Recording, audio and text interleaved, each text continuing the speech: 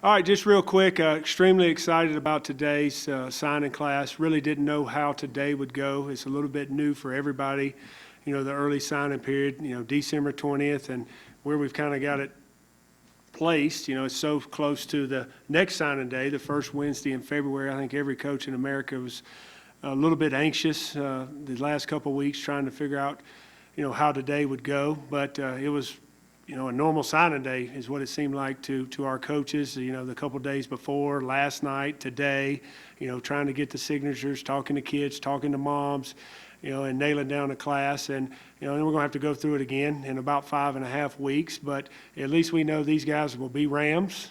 We won't have to worry about, other teams coming and trying to steal our guys. I'm excited about these 17 guys we've got committed.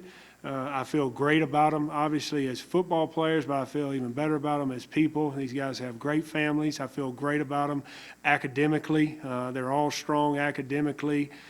So it's an exciting class. We've got a few mid-years in this class that'll be here this spring. But, overall, a great start to our signing class. We've got a few more guys we've got to get inked moving forward, next signing class. But these 17 guys, I think 12 of them defensively, if my numbers are right, maybe 1 specialist and 4 offensively. I think that's it right now. Obviously, we target defense this year. We lost a lot of guys on the defense, and I feel like we've got guys that are going to make an impact for a long time to come at Colorado State. Go ahead. I was going to say, it's just sort of part of the process of maybe really rebuilding the defense. You're going to have a new coordinator, maybe some new assistants, and you've got all these new players now coming in to kind of help populate the team. But one, you've got to address needs on your football team. Number one, when you start to build your class and who you're going to recruit, and you've got to replace seniors that depart. And we had a lot of seniors defensively. We had 4 guys in the back end, a couple linebackers, some 2 or 3 guys up front. So we need to address those needs, and then we need to address the talent level on the defense if we're going to be honest. And I felt like we did that with this class. We've got bigger guys, we got more athletic guys that can run, and I'm excited to see what these guys are going to do not only next year but in their time here at Colorado State. Like you said, you were excited about your class, but it seemed like that last one kind of gave you a boost. The program's, I think, towards top 300 ESPN player. How hard did you have to work to get in that? Well, Devin has been a guy that we have targeted for a long time. He was committed to another school for maybe over a year. To another school, but just recruited Devin, recruited his family and sold Colorado State, and was able to get Devin on a visit, and I felt he felt at home here. It was good we have his brother here, but I think he felt like he could make an impact here at Colorado State and be his own man, even though his brother was here. And he's a guy that could really play for us on either side of the ball. We target him as a defensive lineman, an inside guy, whether he's a nose or a 3 technique. He's 300-plus pounds. He is explosive. He's got power. He's got a chance to be an immediate impact player for us. And him and Daquan were really the 2 late guys that we got with this signing class, and the 2 guys that the last few days we focused on extremely hard. And, I mentioned Daquan in the press conference, but Daquan Jackson is, 6'1.5", 210 pounds. He can run sideline to sideline. He can play in the box, and he's got a wingspan over 6'7". He's got a huge upside, and I didn't meet him until the first day I went on the road. He was the first guy I went and saw on the road the first Sunday we were out, and got a chance to meet his mom and his dad. And I'd seen his tape, but when I saw him, his size and his frame, I said, these are the type of guys that I'm used to recruiting in linebacker, the way this guy looks. Now, he's got, he's young, he's got a long way to go, but he's got a huge upside as far as his athletic ability and his frame. Mike, how much of a factor do you think your contract extension helped with convincing some of these guys you're here in it for the long term? Well, it's always been a topic of conversation with recruits, a lot of times with their families, when I'm in their home or they're in my office, about the commitment here. What kind of commitment do I have? My name's, because I'm from the South, people naturally assume that I want to go back to the South, and I've said it since day one. I'm not a guy that's moved around my whole life. I want stability, for my family, stability for our players, and when I move somewhere, it's going to be a place that I can see myself living the rest of my life, and you never know what's going to happen day to day, but that's the way I approach the job that I'm in, and we're perfectly comfortable here with Fort Collins community, with, our football team, our football program, our administration. I love it here. And, the commitment that I want to say thanks to, Dr. Tony Frank and Joe Parker for believing in me and staying committed in what we're trying to do here. That goes a long way in trying to build a staff. And when you're talking to players, number one question from all of them is, how long are you going to be here? And, you're able to say, hey, I just committed for 3 more years. That's 5 more years that I plan on being here with your son. And, and that's what I say all the time, but now you're able to back it up with, here's a contract, here's the university believing in me and me believing in what we're trying to do here at Colorado State. So I thought it was huge for a lot of parents. Mike, this new system, do you look at this effectively 2 recruiting days? So you get these 17, you've got, does it allow you and your staff to refocus, attack some areas, go after some specific players? No, there's specific guys that we're going to go after. There's needs that we still have, offensive line, some secondary guys, maybe a skilled player offensively. There's still some needs that we've got to attack. Quarterback, we've got to attack those areas, But we're going to basically get up here after this press conference and tomorrow, and we're going to see who signed it everywhere and who's left out there that were on our board originally. Then we're going to reevaluate senior tape because there are surprises. Guys are on people's boards from their junior year, and then a lot of times the way this cycle goes, there are people that have great senior years that get left out. I think this is going to help some of those guys, that are, seniors sometimes that have great years and end up at a place. You're like, how did that guy end up there? It's because, he was a late bloomer. So we're going to look for some of those guys, and in essence, we're going to start over. You've got your board, you got your database, but we got to see who's left. We're going to reevaluate.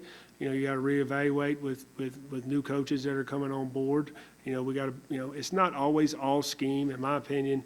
If you got a chance to get a player that's an elite player that can make a difference, you can adapt your scheme a little bit. But some of it will be to fit what we do offensively and defensively, and then we're going to go from there and attack it. It's really going to be, a 5.5 week sprint here until the first week, Wednesday in February.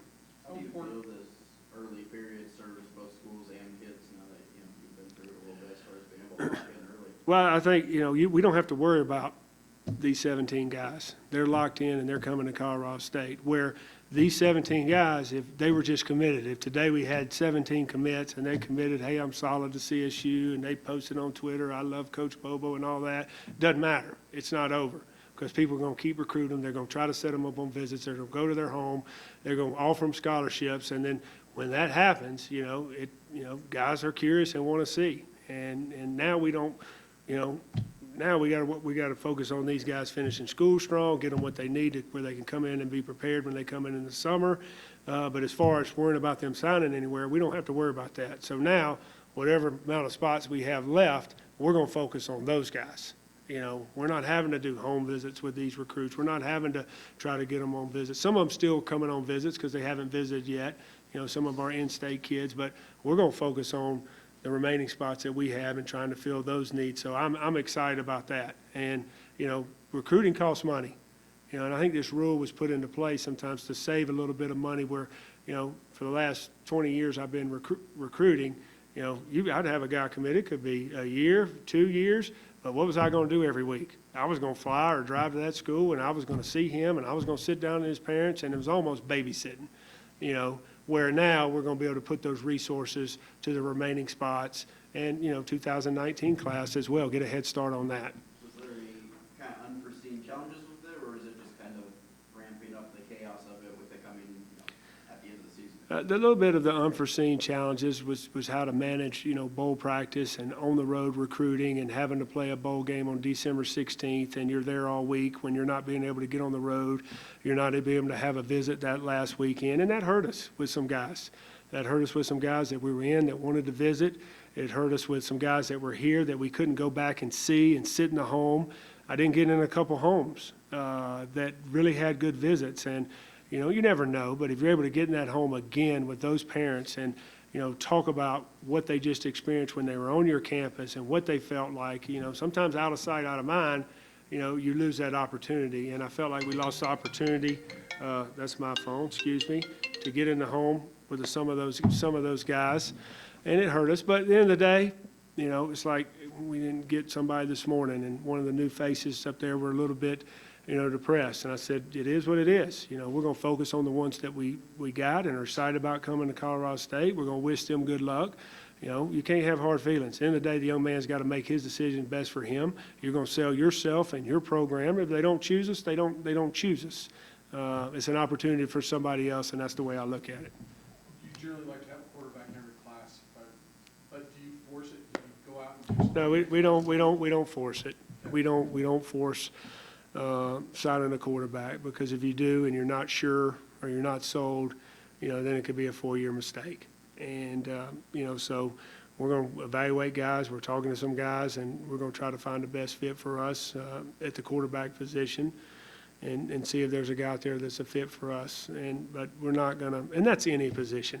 That's any position of on there. I've got a number of, I think, what we're going to sign here, for this season. But if I don't find the right guy, I'm not just going to sign to fill that number, And I want to do a better job this year of maybe holding a couple extra, because there's change after spring practice at places. There's graduate transfers. There's guys that want to transfer. And if you fill up, you're not going to have an opportunity to do that. So I might hold 1 or 2 back, for that situation. Is that a position, considering that position signed so early or commit so early, that's a place where you can find that magical senior season where people overlook? Yeah, that is a good point. I've watched a couple guys and talked to some guys out there that have sent tape. And, when we lost our commit and said, hey, you might want to look at this guy, and a lot of good guys. But the problem is, when that happened, you're so far down the road with one guy, and then you're to get on the road, and because I want to see a guy. I want to see a guy throw live. I mean, everybody, we could pull out my highlight tape in high school, and y'all would think I was really good and athletic, but I'm really not, because my dad ran the option. So I want to see a guy in person. I want to see how tall he is. I want to see how big his hands is. I want to see the ball come off his hand, because sometimes that quarterback, that tape can be a little bit misleading. So I want to see every guy, every quarterback throw in person before I make a decision. That position's too valuable. So, there was an opportunity to sign some guys before this, but I wasn't able to see them, and I gotta be able to see them or talk to somebody that I feel really good about and trust in this business, that's seen this guy throw and seen his athletic ability and seen his release, his foot quickness to go ahead and offer a guy. Mike, is there any guys, you had talked before about this early period, not having those fall grades, maybe those early test scores are there maybe some guys that kind of you had to hold off a little bit on to kind of see where they fall in that category between now? Well, I'm not going to comment on individual guys, but I think, just say this: these 17 guys that have signed today, it's never 100%, but we feel really, really good that all these guys that are committed, they're signed now, that these guys are signed, will enroll in school. Is it fair to say that because they early signed you, you had to be a little bit more cautious on who you actually sent paperwork so that you didn't get? Yeah. Well, that was we didn't wait till the last minute. You had conversations, with people, and you basically got their grades through their 11th grade year. You don't have their first semester grades of their senior year, which can go a long way into being a qualifier. And then, December, I think it was December 2nd weekend, and then the December 9th weekend were 2 test dates. One was ACT, one was SAT. So this is another test date where kids are taking tests that can help them, put them in a position where they can get accepted at your school. Their fall semester grades, and then these 2 test dates, are things that we won't know until after Christmas. So we're waiting on some guys.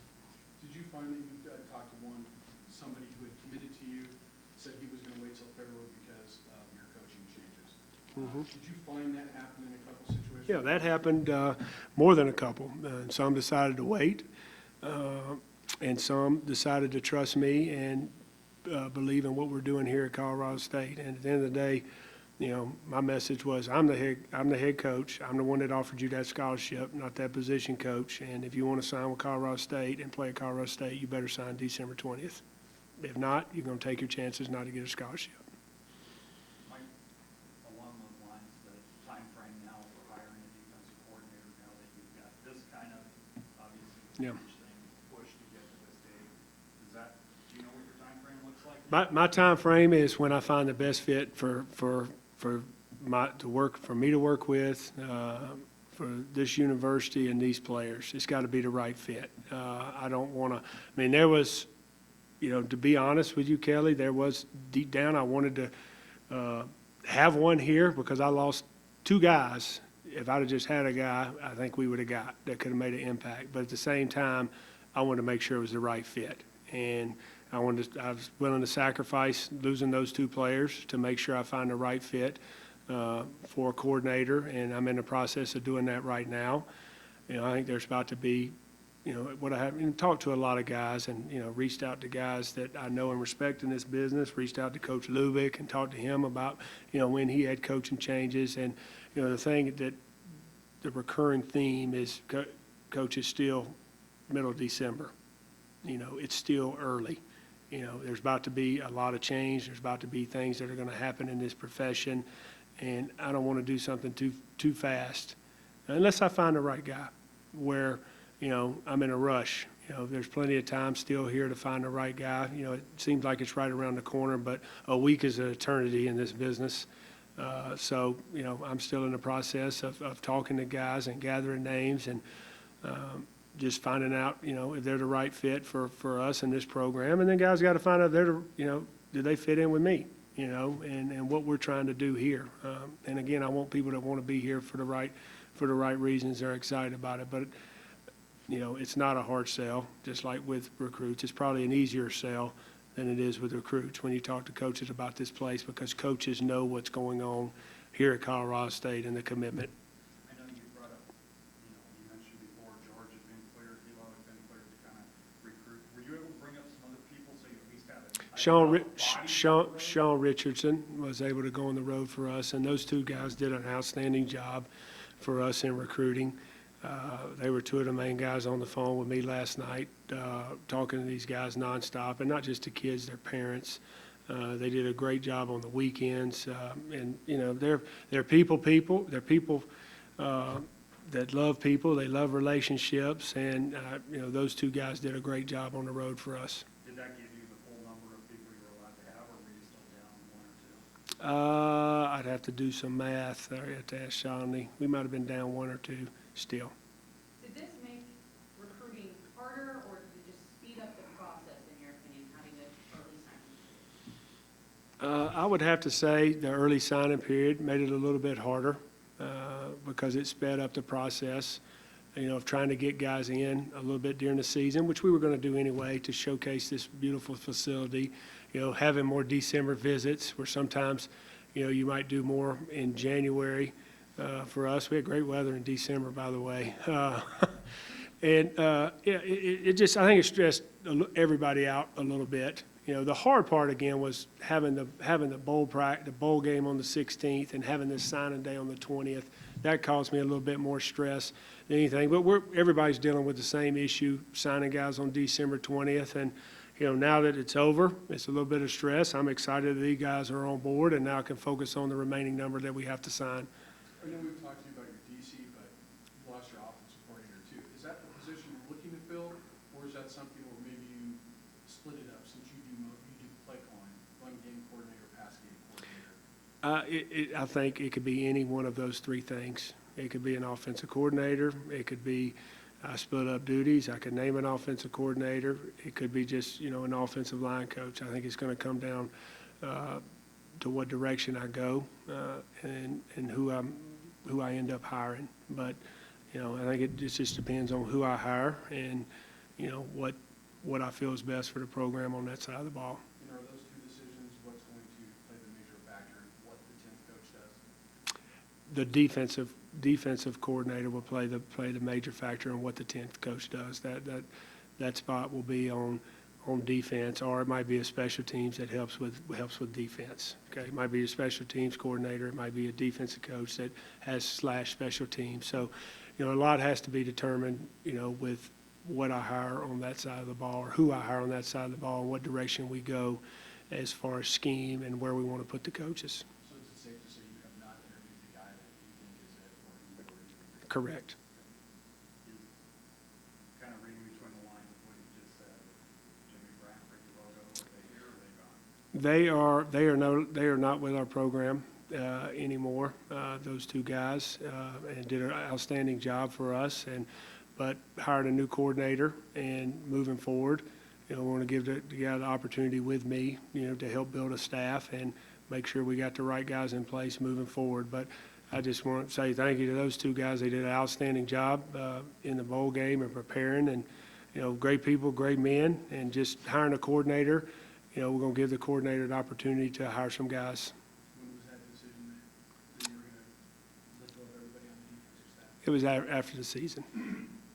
Mike, technically, there's 2 more days in this early signing period. Any chance of picking one up? Yeah, there's always a chance, Kelly, but I don't want to say never, because if you talk to somebody that you trust, I'm talking about in this coaching business, you might go ahead and sign a guy. But I did say this to my staff the other day is, there's going to be guys that don't sign, and I really don't want to sign a guy that I haven't laid eyes on or that hadn't been on this campus. And the temptation will be there because here's this guy out here that's, looks like this on film and runs like this and got these measurables, to try to sign.